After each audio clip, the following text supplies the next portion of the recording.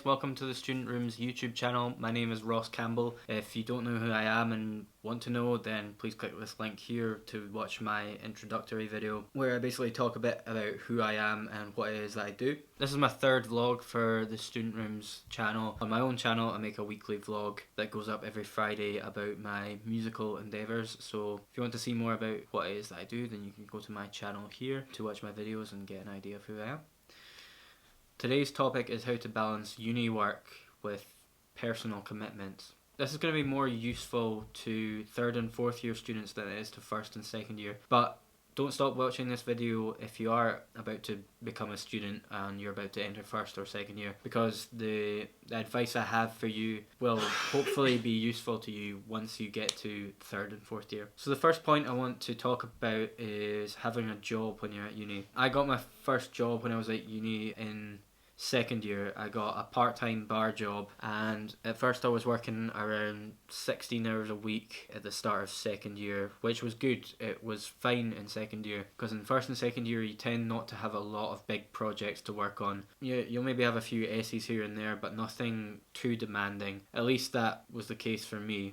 And I quit that job at the start of third year because the place was understaffed and I started getting way more hours than I could handle whilst working on projects that I had in third year that were far more demanding than those that I had in second year. I made the decision to quit that job because I needed my time back so that I could work on a big project I was doing in third year. If I hadn't quit that job, I would have gotten a significantly lower grade for that project. What I recommend doing if you can afford to is find a part-time job but work a maximum of 20 hours a week, because really you need a lot of time to work on your uni projects in third and fourth year, because the work is so much more demanding than it was in first and second year. When I started third year, I was really surprised at how much of a step up it was from first and second year and how easy it made those years look. So if you can afford to work a maximum of 20 hours a week, I would say 16 is ideal. 16 is good. You'll probably make a decent amount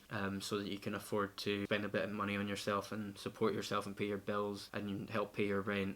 16 hours is ideal, I would say. No more than 20 though, because I was working around 30 to 40 hours a week when I made the decision to quit my job, and I really did have to quit my job because I just did not have the time. My second point is get up early.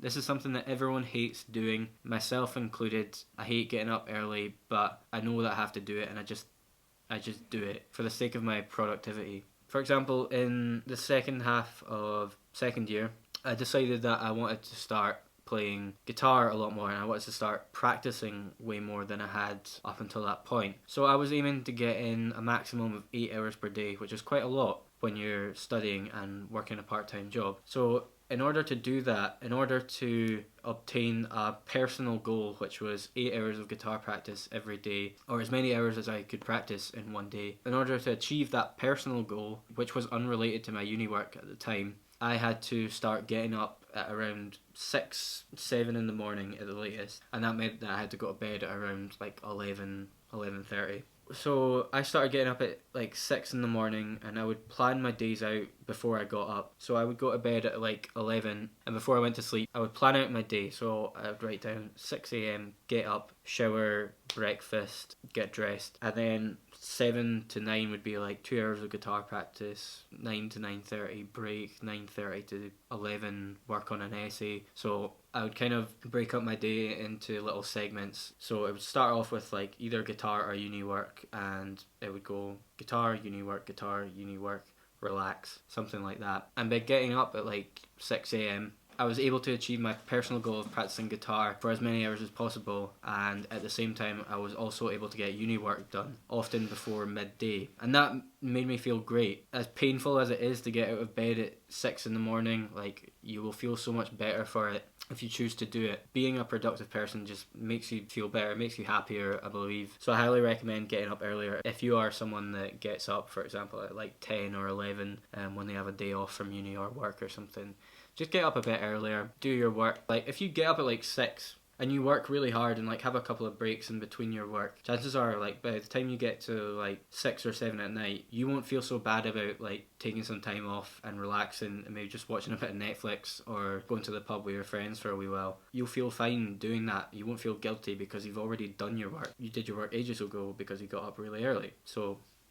get up early. The third point I want to talk about is planning your social life. Now that instantly sounds really lame. Nobody really wants to have to plan going out or whatever. Really, realistically, in third and fourth year, you will have to plan your nights out and your social events because, of course, you're going to have so much work in third and fourth year that if you just decide to go on a spontaneous night out, you might have a great time, but when you wake up the next morning, you'll be like, what have I done? I've just wasted an entire day and I feel awful today. And maybe you feel like really hungover the next day, and like that's another day completely gone where you could have spent a lot of time working on a project.